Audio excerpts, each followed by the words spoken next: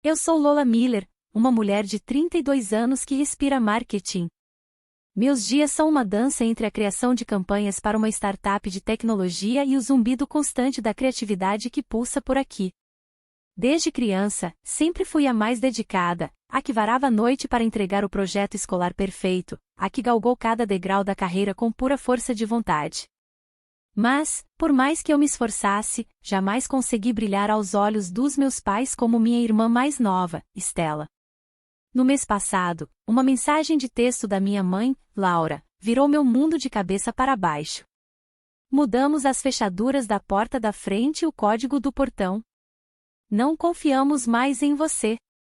As palavras dançavam na tela enquanto meu coração despencava. Por 2 longos anos, eu tinha sido a responsável pelo pagamento mensal de $4.500 da hipoteca da nossa casa de família.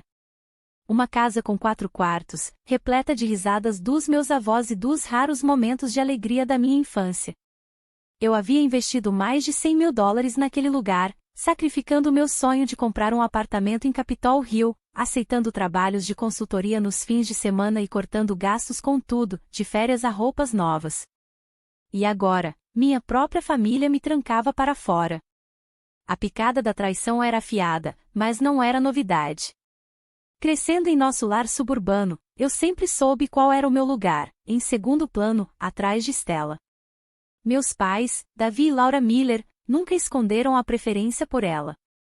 Os aniversários de Stella eram extravagantes, cheios de balões, bolos personalizados e pilhas de presentes. Os meus? Um bolo comprado no mercado e meias, talvez uma mochila se eu tivesse sorte. Quando eu chegava em casa com notas excelentes, recebia um aceno, um bom trabalho sussurrado. Mas quando Stella mal passava em álgebra, depois de reprovar 2 vezes, meus pais davam um jantar para celebrar, elogiando o esforço dela. Stella precisa de mais encorajamento, mamãe dizia quando eu ousava questionar. Você é naturalmente talentosa, Lola. Não precisa do mesmo apoio. Na época do ensino médio, eu desisti de buscar justiça e me joguei nos estudos, construindo um futuro onde eu pudesse me sustentar sozinha. A partida dos nossos avós, 3 anos atrás, mudou as coisas. Ou assim eu pensei. Eles deixaram a casa de Redmond para a família, não apenas para meus pais, um sutil reconhecimento da desigualdade que haviam testemunhado. Eu vi isso como a forma deles de garantir que eu tivesse uma participação, um pedaço do nosso legado.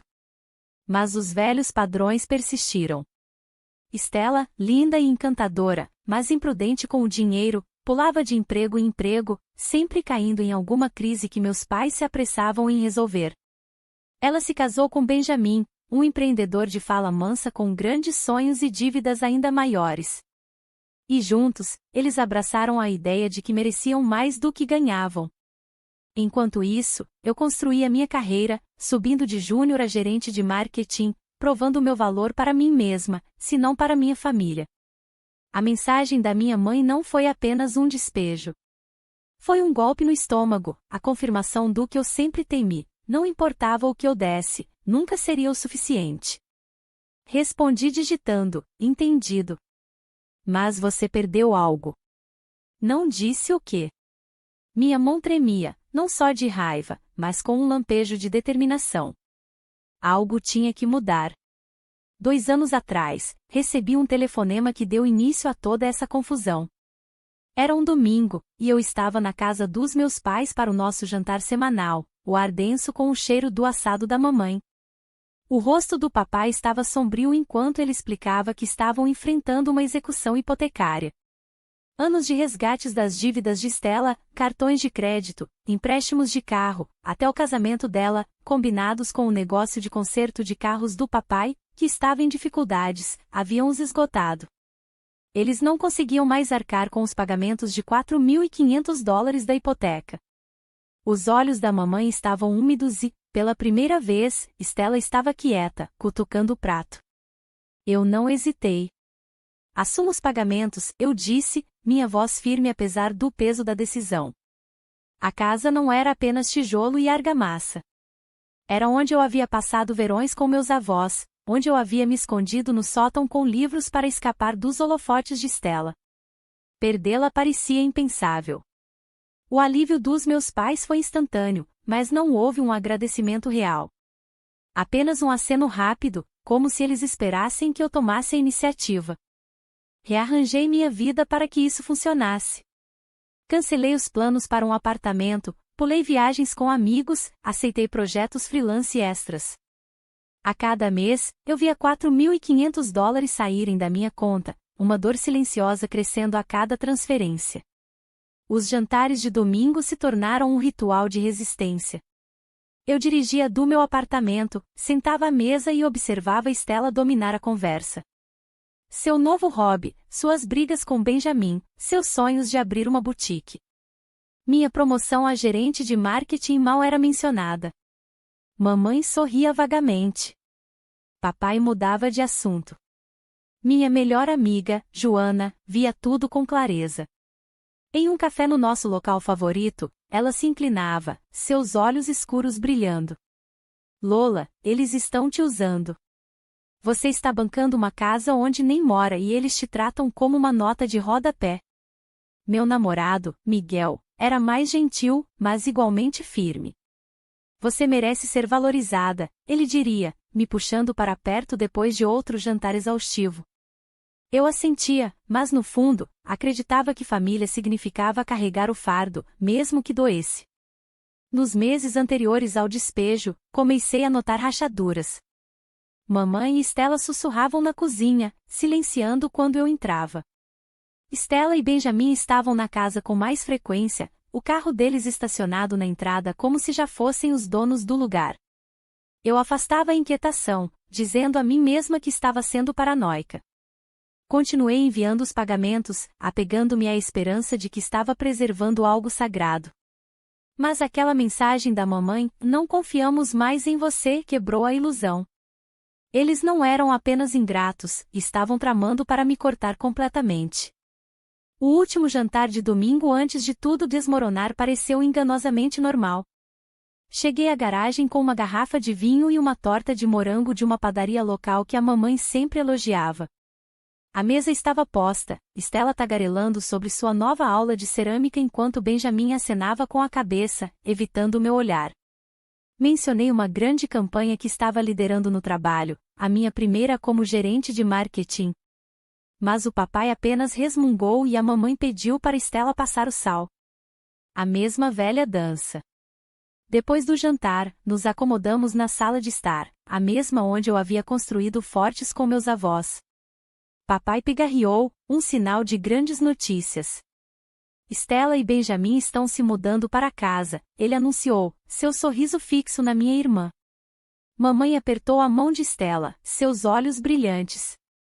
O aluguel deles está acabando e este lugar é grande demais só para nós, ela acrescentou, como se fosse a coisa mais natural do mundo. Eu congelei. Mudando, eu ecoei, olhando para Benjamin, que estudava o chão. E a hipoteca? Eu a cobri por 2 anos. A sala ficou em silêncio. Mamãe tomou um gole de café, de repente fascinada pela borda de sua caneca. Papai se mexeu, então disse, bem, Lola, você está indo muito bem na cidade. Stella e Benjamin precisam de um novo começo. Stella interveio, sua voz afiada. Esta casa significa tudo para mim. Você nem mora aqui. Meu estômago se contorceu. Eu não moro aqui porque estou pagando $4.500 por mês para mantê-la, eu disse, minha voz mais tensa do que pretendia. Isso é mais de $100.000. Isso não conta para nada? A resposta da mamãe foi um golpe profundo, Stella sempre amou esta casa. Você tem sua carreira, Lola. Ela precisa disso mais do que você. Saí naquela noite, minhas mãos tremendo enquanto eu apertava o volante. Em casa, desabei no sofá de Miguel, as lágrimas escorrendo enquanto eu contava tudo a ele. Eles acham que Stella merece. Como se meu sacrifício não significasse nada, eu engasguei. Ele me abraçou, sua voz firme. Você fez mais do que o suficiente, Lola. É hora de parar de deixar eles te usarem. Joana foi mais direta quando a chamei. Eles estão te fazendo de boba, ela disse. Você não é o banco deles. As palavras deles ecoavam na minha cabeça, mas o verdadeiro golpe veio na manhã seguinte com a mensagem da mamãe sobre as fechaduras.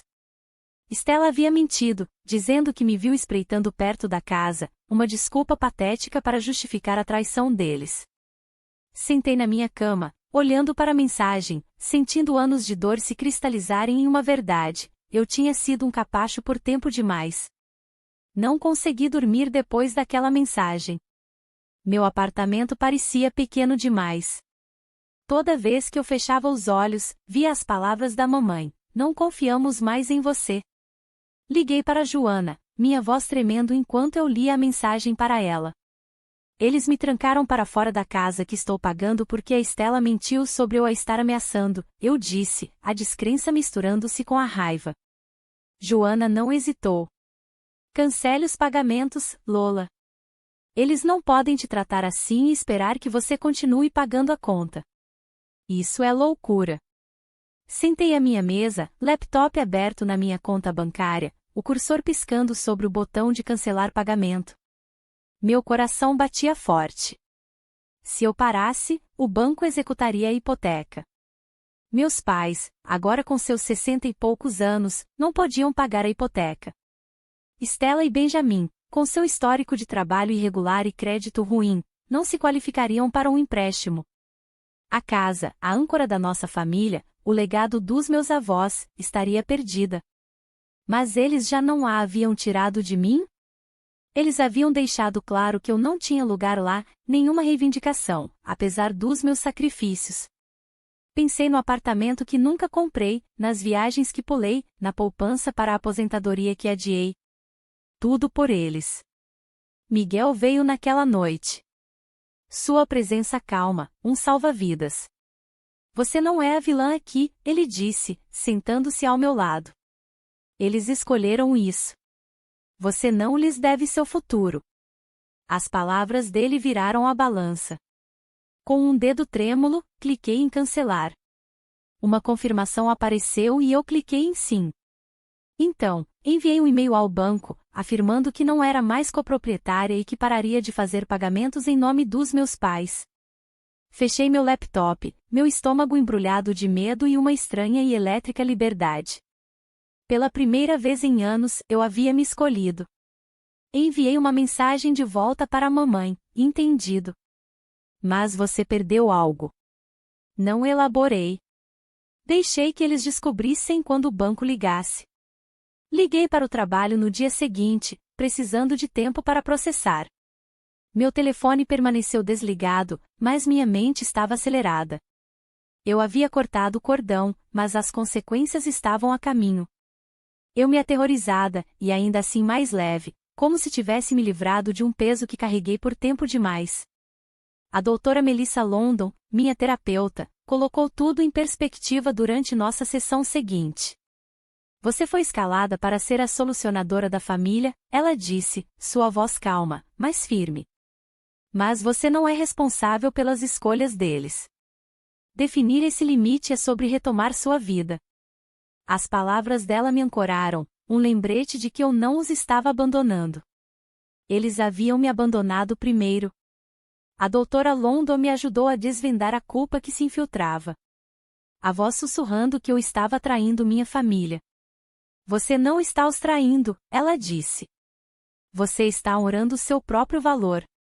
Miguel ecoou, cozinhando o jantar para mim e me lembrando que eu não estava sozinha.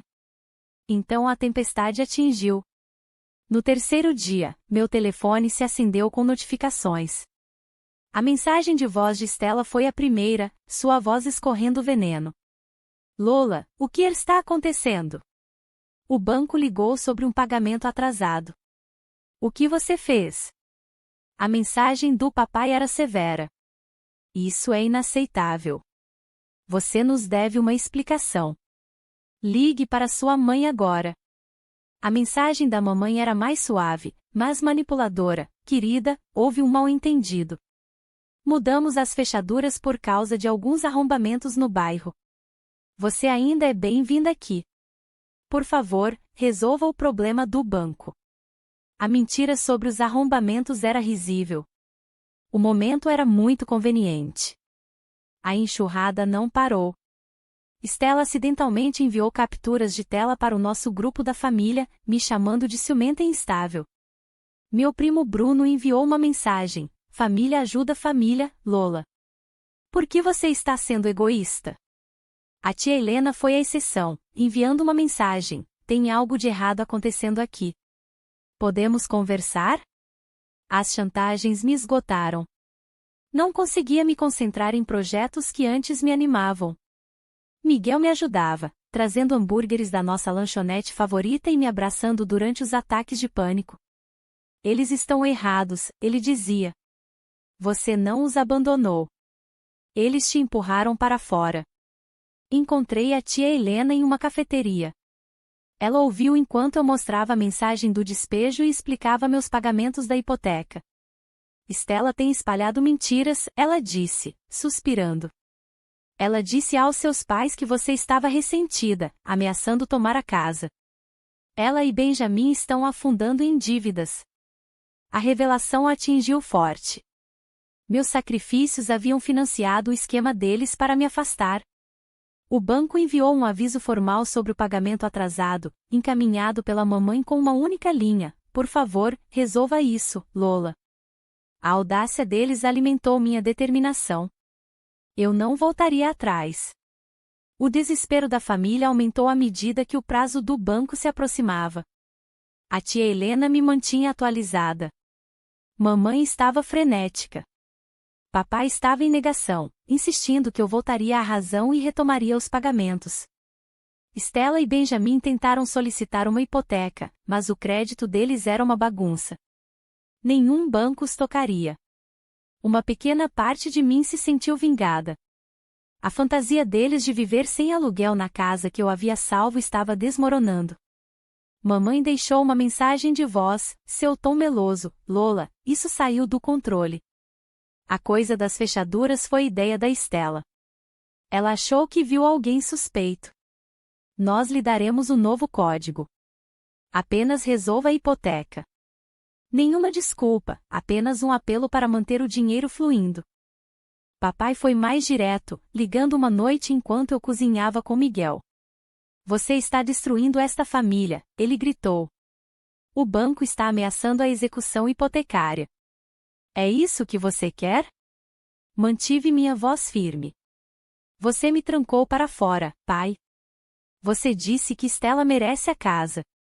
Por que eu pagaria por algo em que não tenho permissão para entrar? Ele gaguejou, alegando que foi um mal-entendido, mas eu encerrei a ligação. O marido de Stella, Benjamin, tentou em seguida, sua voz suave ao telefone. Olha, Lola, vamos resolver isso.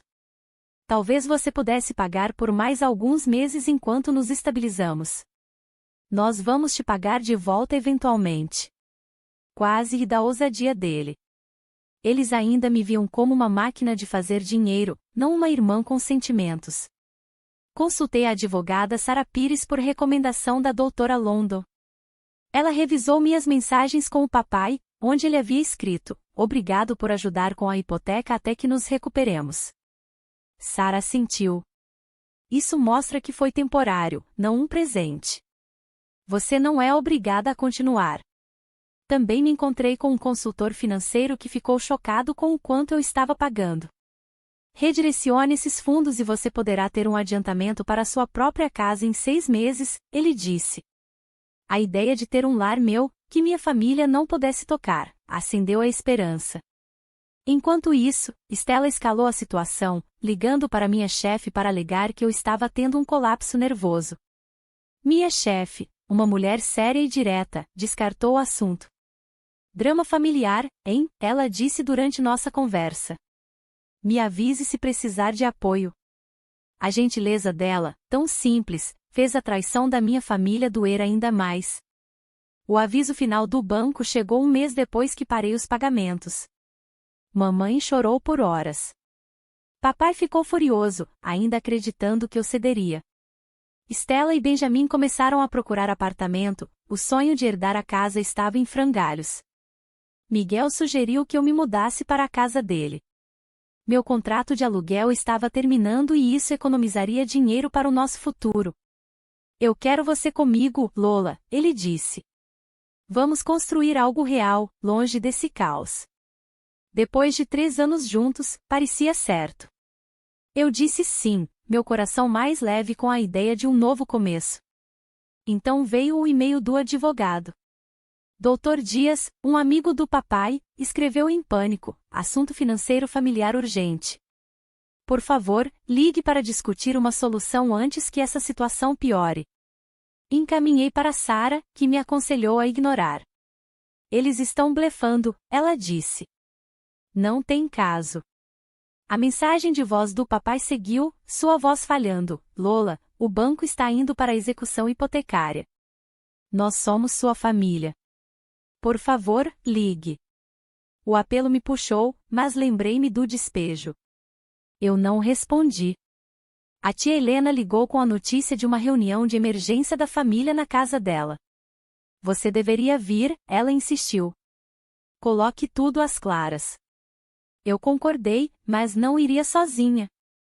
Miguel me acompanharia, e eu levaria provas de cada pagamento, cada mensagem. Sarah me preparou, eles tentarão te culpar, mas você está no controle. Enquanto dirigíamos para a casa da tia Helena, eu segurava minha pasta de documentos, meu estômago embrulhado. Miguel apertou minha mão. Você consegue, ele disse. Se for demais para você, nós saímos. A sala de estar da tia Helena estava tensa quando chegamos. Os olhos da mamãe estavam inchados. Papai parecia mais velho, abatido. Stella sentou-se rigidamente ao lado de Benjamin, seu olhar me atravessando. O tio Luí e a tia Carla também estavam lá, junto com o Dr. Dias, parecendo deslocado em um terno. Papai começou, sua voz tensa. O banco vai executar a hipoteca em 60 dias, a menos que nos recuperemos. Lola, precisamos conversar. Mantive a calma. Você deixou claro que esta não é minha casa. Por que estou aqui? Mamãe soluçou, é a casa dos seus avós. Como você pode deixá-la ir?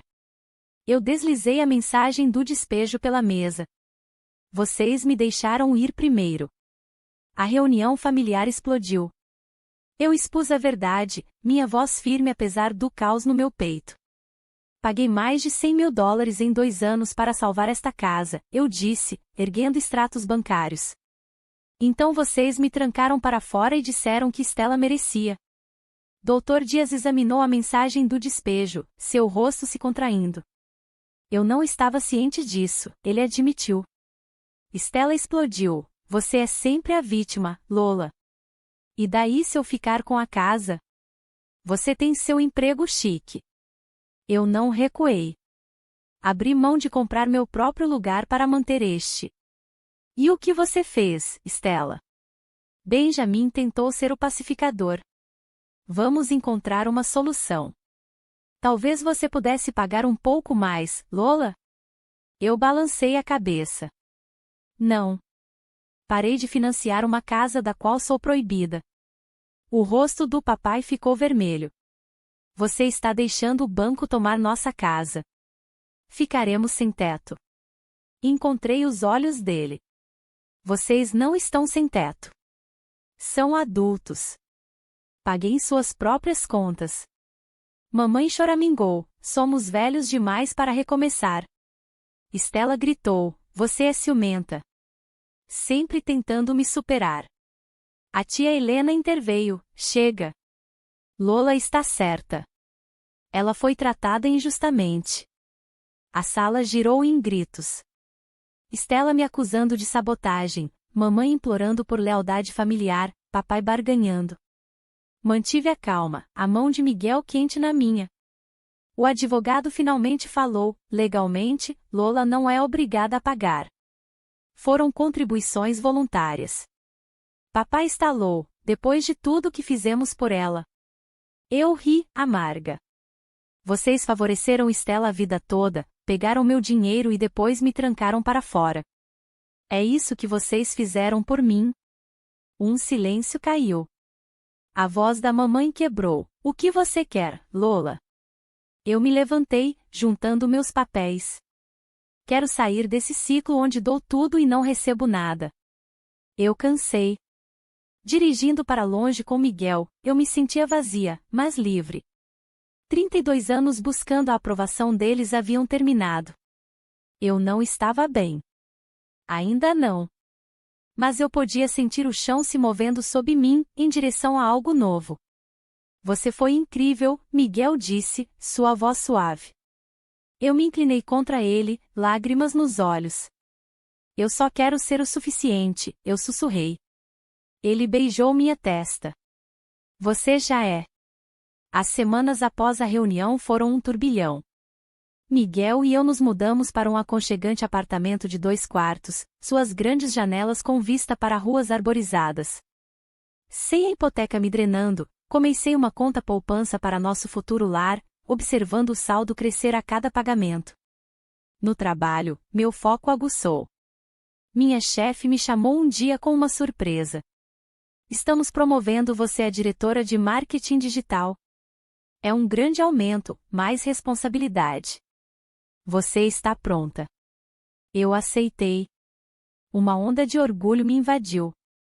Não pela aprovação de ninguém, mas pela minha própria. A tia Helena me manteve informada sobre as consequências. O banco listou a casa dos meus pais para uma venda rápida. Meus pais se apressaram, solicitando empréstimos que não conseguiam. Eles se mudaram para um pequeno apartamento, muito diferente da casa artesanal em que viveram por décadas.